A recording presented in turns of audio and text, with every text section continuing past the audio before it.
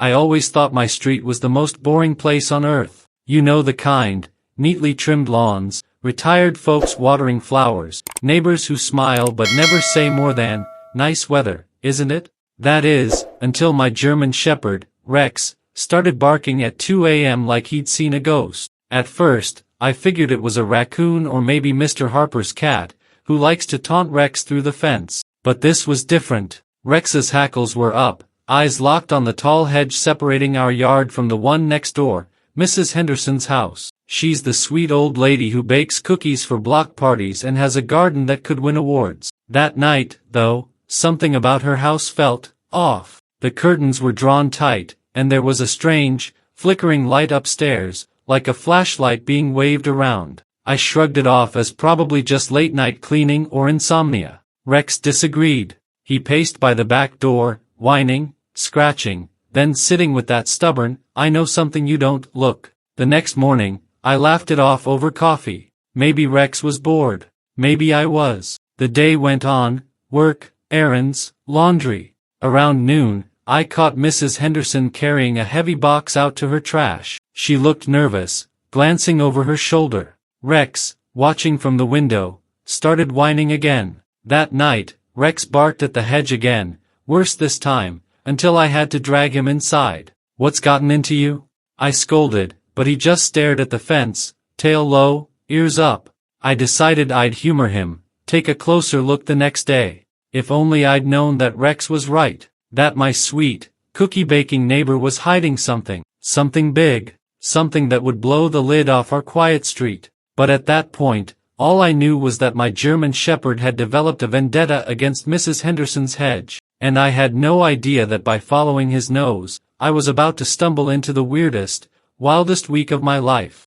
The next day, Rex was glued to the living room window, tail thumping any time Mrs. Henderson's back door creaked open. I tried distracting him with his favorite squeaky toy, no dice, then his beloved peanut butter Kong, still nothing. I started to get annoyed. Was he going to keep this up all week? Around noon, the mailman dropped off a package, nothing special, just dog food and a couple of impulse Amazon buys. Don't judge. I barely noticed Mrs. Henderson out front, talking to a man in a navy windbreaker. He didn't look like family. In fact, he looked kind of official. Rex was glued to the sight, his ears twitching like satellite dishes. By late afternoon, Mrs. Henderson's house was suspiciously quiet. Too quiet. The curtains were closed tight, and there was a strange, metallic clang from her backyard. I tried to ignore it, but Rex wouldn't. He stood at the back door, tail stiff, letting out a low growl. I opened the door a crack.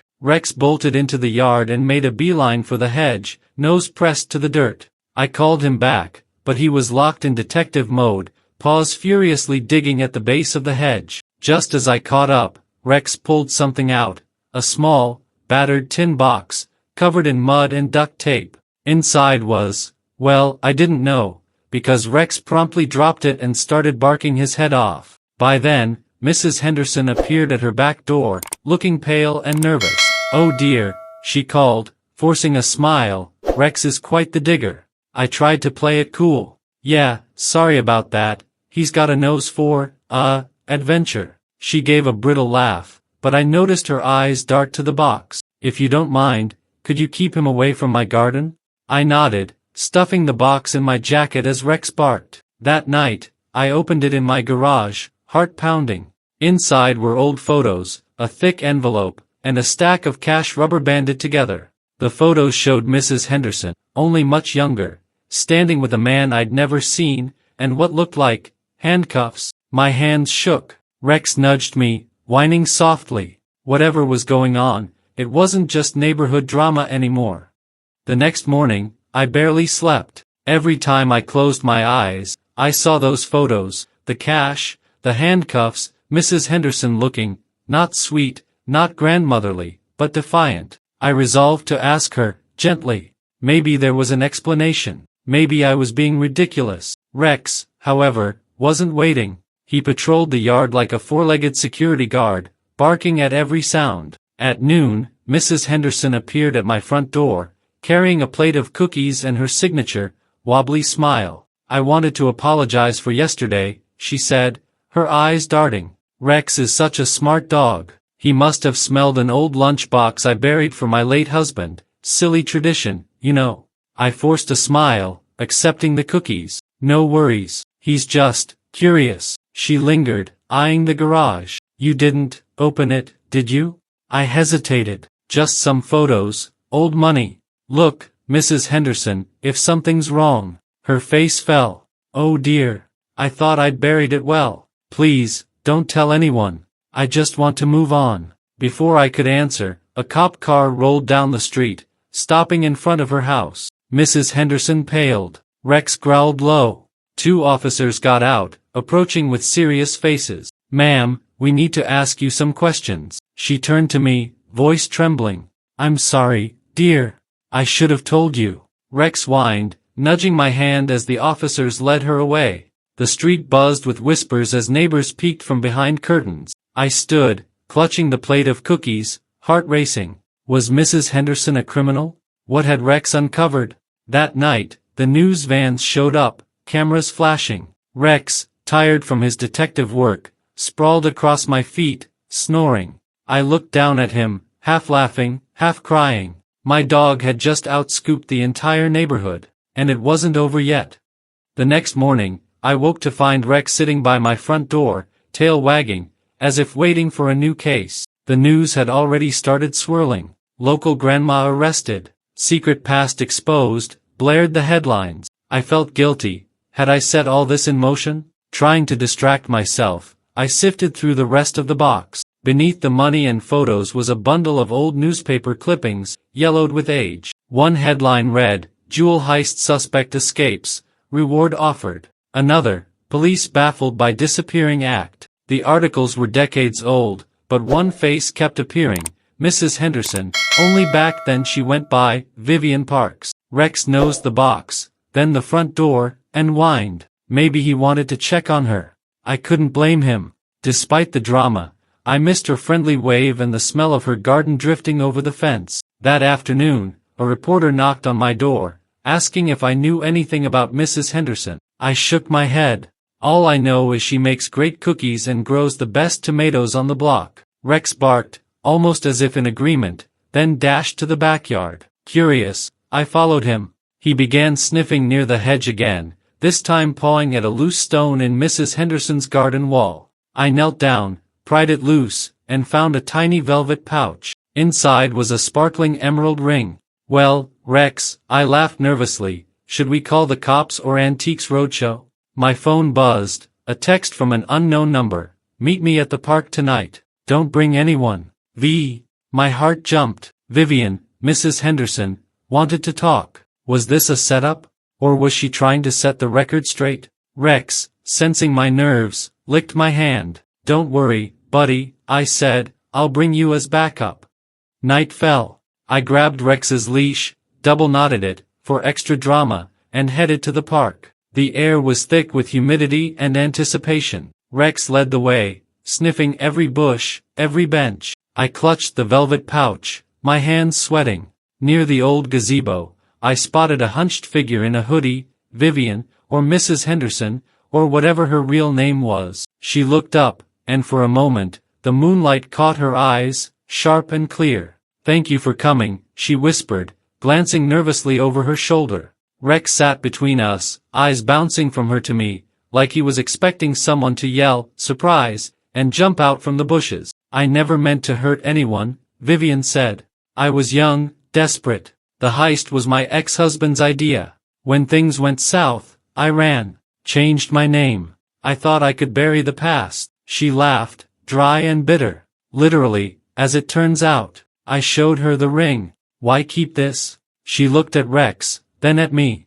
It was my mother's, the only thing from my old life I couldn't part with. Suddenly, headlights flashed at the edge of the park. Vivian tensed. They found me. I panicked. Who? The cops?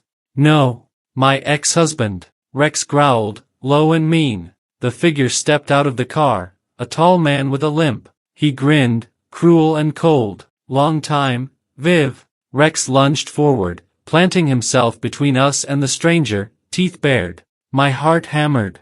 I'd brought Rex for comic relief, not for guard duty. Vivian grabbed my hand. He wants the ring. He'll do anything to get it. For the first time, I realized just how dangerous this all was, and how much I needed my four-legged partner. The man advanced, menace in his every step. Vivian squeezed my hand, trembling. Rex, all 80 pounds of fur and fury, stood his ground, hackles up. The man barked a laugh. You think a dog's gonna stop me, Viv? I glanced at Rex. You don't know my dog. Suddenly, Rex darted forward, not attacking, but circling the man, barking with such ferocity that lights began to flick on in the nearby houses. Curtains twitched, phones lifted to faces. The man hesitated. Call off your mutt. Vivian shook her head. It's over. You're not getting the ring. I fished my phone out, dialing 911 with shaking hands. There's a man threatening us in the park, I stammered. Hurry. The man lunged, but Rex was faster. He latched onto the man's pant leg, holding tight, growling for all he was worth. The man kicked and yelled, but Rex didn't budge. Within minutes, sirens wailed. Cops swarmed the park, guns drawn. The man was handcuffed, cursing us all. Vivian collapsed onto a bench, sobbing. Rex trotted over, tail wagging, tongue lolling, as if to say, just another night's work. The police, bewildered but grateful, called Rex a hero. I just hugged him, heart pounding. You saved us, buddy. Vivian looked at me, tears streaking her face. Thank you, both of you. For once, I had no words, just overwhelming relief.